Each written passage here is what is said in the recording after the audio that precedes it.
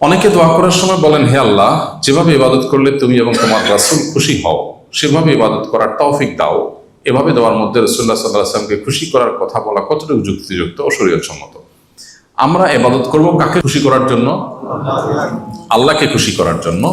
আর কোন পদ্ধতিতে ইবাদত করব? রাসূল করিম সাল্লাল্লাহু আলাইহি ওয়াসাল্লাম বাতানো পদ্ধতিতে ইবাদত করব। ইসলাম সম্পর্কে আমাদের মৌলিক ধারণা না থাকার ফলে আমরা এমন কথা বলি যেটা আমাদের ঈমানের সঙ্গে অসঙ্গতিপূর্ণ। যেমন আমরা অনেক সময় বলি যে আল্লাহ এবং তার রাসূল, আল্লাহ রাসূল চাইলে হবে, আল্লাহ রাসূলের দোয়ায়, আল্লাহ রাসূলের দয়ায়। আল্লাহকে এবং রাসূলকে একাকার করে ফেলা, এটা হলো ঈমান সম্পর্কে একেবারে মৌলিক জ্ঞান না থাকার ফলে হয়। এটা খুবই গর্হিত কাজ। এক ব্যক্তি নবী সাল্লাল্লাহু আলাইহি সাল্লামের সময় এমন ভাবে বলেছেন যে আল্লাহ এবং তার রাসূলকে একাকার করে ফেলেছে। তখন নবী সাল্লাল্লাহু আলাইহি সাল্লাম বলেছেন, বিইসাল খাতিবু আনত, তুমি খুব বাজে বক্তা, কারণ তুমি তোমার বক্তব্যে আল্লাহর সাথে আমাকে গুলিয়ে ফেলেছো। আল্লাহ হলেন সৃষ্টিকর্তা আর মুহাম্মদ সাল্লাল্লাহু আলাইহি সাল্লাম হলেন তার রাসূল এবং দাস, বান্দা, সৃষ্টি। তিনি সকল সৃষ্টির সেরা, এতে কোনো সন্দেহ নাই। কিন্তু তাই বলে তাকে আল্লাহর সমান, আল্লাহর সমকক্ষ সাব্যস্ত করা একেবারেই গর্হিত কাজ। এইভাবে বলা যাবে না যে আমি, হে আল্লাহ, যেভাবে ইবাদত করলে তুমি আর তোমার রাসূল খুশি হও সেভাবে ইবাদত চাই। আমরা ইবাদত করব আল্লাহর খুশির জন্য। হ্যাঁ, এখানে যেহেতু যেভাবে বলেছেন, এখানে খুশি হওয়ার একটা মিনিং হতে পারে যে আল্লাহ যে পদ্ধতিতে ইবাদত তোমার রাসূল করতে বলেছেন, যেটা ব্যাপারে তার সম্মতি আছে, সেটা যেন করতে পারি। যেভাবে করলে তিনি খুশি হবেন মিনিং যদি এটা হয় তাহলে ঠিক আছে। তারপরেও এরকম ব্যর্থবোধক কথা যেটাতে খারাপ অর্থ হতে পারে, এই কথা না বলে আল্লাহ আপনার সন্তুষ্টি অনুযায়ী ইবাদতের তৌফিক দান করেন, আপনার রাসূলের আনুগত্যের তৌফিক দান করেন, বাস এভাবে বললে সেটা বেশি ভালো হবে, নিরাপদ। কোরআনে এসেছে মানুষের সব বিপদ আপদ তাদের নিজেদের কৃতকর্মের ফসল। আবার অন্য আয়াতে এসেছে আল্লাহ ভয় ও ক্ষুধা দিয়ে পরীক্ষা করেন। আমরা কিভাবে বুঝবো কোনটা আমাদের কর্মের ফল আর কোনটা আল্লাহর পক্ষ থেকে পরীক্ষা? বা যে কোনো বিপদ আসবে আমরা ধরে নিব এটা আল্লাহর পক্ষ থেকে পরীক্ষাও হতে পারে, আবার আমার কোনো বদামলের শাস্তিও হতে পারে। এই জন্য আমি আল্লাহর কাছে একদিকে তওবা ইস্তেগফার করব, অপর দিক থেকে এই পরীক্ষায় আমি অটল থাকার চেষ্টা করব, পরীক্ষায় আমি ভালো থাকার চেষ্টা করব। দুনিয়াতে কোনো বিপদকে আমরা নিশ্চিতভাবে বলার উপায় নাই এটা পরীক্ষা আর এটা আল্লাহর আযাব বা শাস্তি। অনেক সময় দেখা যায় কারো বিপদ হলে গ্রামে শহরে অনেকে মন্তব্য করে, এর উপরে এত বিপদ আসে কেন জানো? কারণ লোকটা অনেক খারাপ, নাইলে এত বিপদ আসতো না। আপনি কিভাবে জানলেন যে এটা আল্লাহর আযাব হিসাবে আসছে? এটা নবী রাসূলরা শুধু বলতে পারেন, তাদের কাছে ওই আসে, তারা বলতে পারেন যে এই বিপদটা আল্লাহর পক্ষ থেকে আযাব আর এটা আল্লাহর পক্ষ থেকে পরীক্ষা। আমরা যেহেতু নবী রাসূল আমরা জানি না, এই জন্য আমরা দুইটারই সম্ভাবনা আমাদের কাছে থাকবে। এটা হতে পারে পরীক্ষা, হতে পারে আল্লাহর আযাব। এই জন্য আল্লাহর আযাব হিসাবে আমরা ইস্তেগফার করব, আবার পরীক্ষা হিসাবে পরীক্ষা অটল থাকার চেষ্টা করব। শুধুমাত্র স্বামীকে দেখানোর জন্য মেয়েরা কি রূপচর্চা করতে পারবে? যেমন রূপ লাগ বা চুল কাটা, এগুলো করলে গুনাহ হবে কিনা?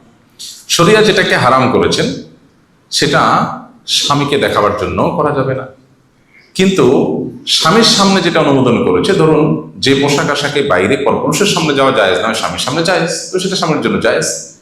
চুল কাটার ব্যাপারটা হলো যে ধরুন এতটুকু চুল কাটা যেটার ফলে শরীয়তের কোনো ভায়োলেশন হয় না। যেমন মেয়েরা যদি চুল কাটতে কাটতে পুরুষের মতো করে ফেলে, যে পুরুষ আর নারী চেনা না যায়, তো সেটা নিষিদ্ধ। কোনো নারী যদি এমনভাবে চুল রাখে যেটা ফাঁসে কাফের মডেল নারীদের সাথে সাদৃশ্য হয়, সেটা নিষিদ্ধ। কিন্তু এর বাইরে যদি কোনো প্রকার চুল কাটলে স্বামী পছন্দ করেন তাহলে সেটা জায়েজ আছে, এবং শরীয়তের সীমানার মধ্যে থেকে স্বামীকে সন্তুষ্ট করার জন্য সাজগোজ করার অনুমোদন শরীয়ত দিয়েছে, কিন্তু শরীয়ত যেটা নিষেধ করেছেন সেটা করা যাবে না। কেউ যদি টিকিট ছাড়া ট্রেনে ভ্রমণ করে থাকে এবং পরবর্তীতে সে ভাড়ার টাকা পরিশোধ করতে চায়, তবে কিভাবে পরিশোধ করবে?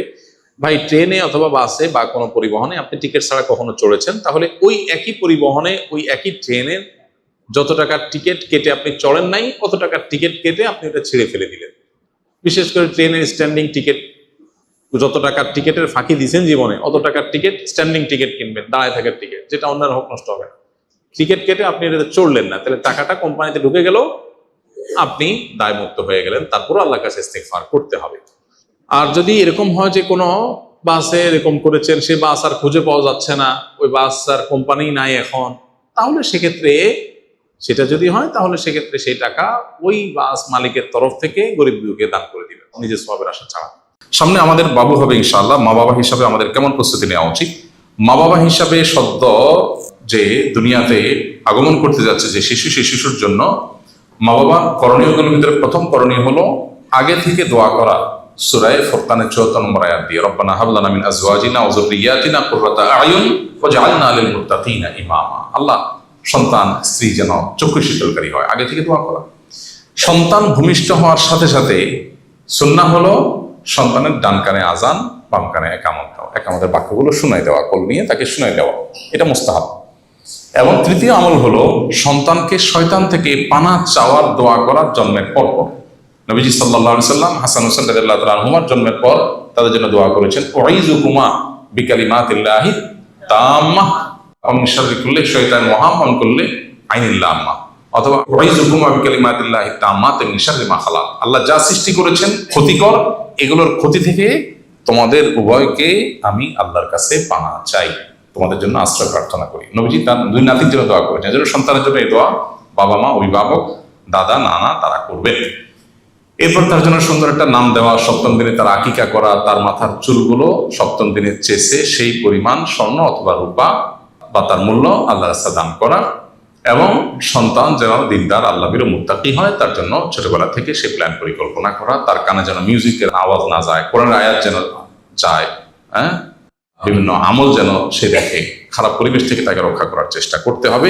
তার পেটে যেন হারাম খানা না যায়, হালাল খানা যায়, খারাপ পরিবেশ যেন না পায়, দিনী পরিবেশ যেন পায়, সেই চেষ্টা করতে হবে ইনশাআল্লাহ। তাহলে বাবা মা হিসাবে আশা করা যায় দায়িত্ব পালন করেছেন আপনি। আমরা যারা সরকারি ব্যাংকে চাকরি করি, তাদের চাকরি যদি হারাম হয়ে থাকে, তবে সরকারের অন্যান্য বিভাগে যারা চাকরি করেন তারাও তো পরোক্ষভাবে ব্যাংকের ও রাজস্বের সমন্বিত তহবিল থেকেই বেতন তোলেন, তাহলে তাদের চাকরি কিভাবে হালাল হয়? ভাই, দুইটার মধ্যে পার্থক্য আছে। একটা হলো আপনি সুদের সহযোগী। নবী করিম সাল্লাল্লাহু আলাইহি ওয়াসাল্লাম বলেছেন, লাআনাল্লাহু আকিলার রিবা ওয়া মুকিলাহু ওয়া কাতিবাহু ওয়া শাহিদাইহি। সুদ গ্রহীতা, সুদ দাতা, সুদের লেখক, সুদের সাক্ষী, সবার প্রতি আল্লাহ লানত বর্ষিত হয়।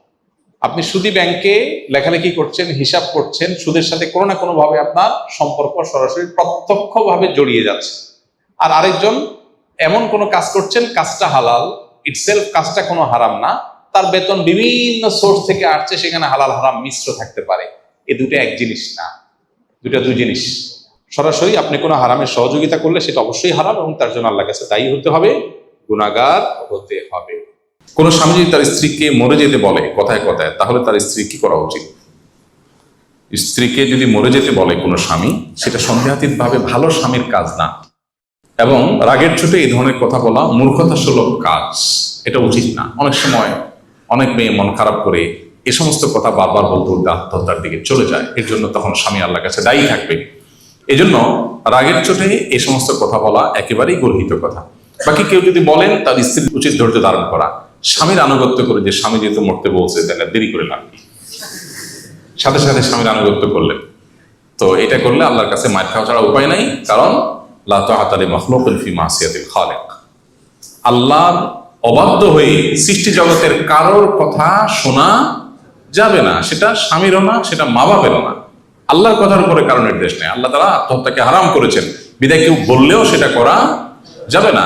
অভিমান করেও স্বামীর কথা এরকম কাজ করা যাবে না, বরং সবর করতে হবে, সম্ভবে তাকে বোঝাতে হবে। দাম্পত্য জীবনে এই অশান্তি বা কষ্ট, এই যে টিজ বা অত্যাচার, এগুলা একটা সময় থাকে না। প্রায় শতভাগ ফ্যামিলিতে, খুব রেয়ার কেস থাকতে পারে, শতভাগ ফ্যামিলিতেই সাধারণত একটা সময় এগুলো আর থাকে না। যে স্বামীটা এত কষ্ট দিচ্ছে, এই স্বামীটাই এক সময় হয় ফেরেশতা হয়ে যায়, আর না হলে দমে যায়, আর না হলে থেমে যায়, কোনো না কোনো ভাবে হবে। আর যদি নাও থামে, মৃত্যু পর্যন্ত আপনি এই কষ্ট সহ্যই করে গেলেন, তো আখেরাত তো আছে, সেখানে তো আসে আপনাকে কষ্ট দিতে পারবে না, সেখানে তো কষ্টের বিচার হবে, সেখানে তো আপনি ঠিকই বিনিময় পাবেন। ইমানদারের সান্ত্বনা আছে, সেজন্য সে বেসবর হবে না। শাহজালাল রহমতুল্লাহ আলাইহি মাজারের দান বাক্স সিলগালা বসলো প্রশাসনের নতুন দান বাক্স, এই উদ্দেশ্যকে আপনি কিভাবে দেখছেন? মাজারের দান বাক্সে যে পরিমাণ টাকা, কয়েকদিনের দান বাক্সে যে পরিমাণ টাকা উঠছে, কত লাখ টাকা জানি উঠছে না? 17 লাখ টাকা। কয় দিনে? 3-4 দিনে। সুবহানাল্লাহ। তাহলে মাসে কত টাকা হয়? তাহলে বছরে কত কোটি টাকা হয়? এই টাকাগুলো কই যায়? অবশ্যই এই টাকার তসরুপ বা এই টাকা আপনার তথাকথিত খাদেমরা বা পেছনে থাকা লোকেরা যদি এই টাকা ভোগ করে টাকা পয়সা উড়ায় বা টাকা অন্যায়ভাবে আত্মসাৎ করে, তো সেখানে তো প্রশাসনের কাজ করাই উচিত। প্রশাসন তো এমন এই কাজ যদি সেটাকে দমন করার জন্য হয় এবং এটা প্রপার ইউজের ব্যবস্থা করা হয়, তাহলে এটা প্রশংসনীয় কাজ, অবশ্যই প্রশংসনীয় কাজ। আমাদের দেশে মানুষ কত সহজ সরল। আমরা মাজারে টাকা দেই। মাজারে কেন টাকা দেই? বিপদ দূর হওয়ার জন্য না?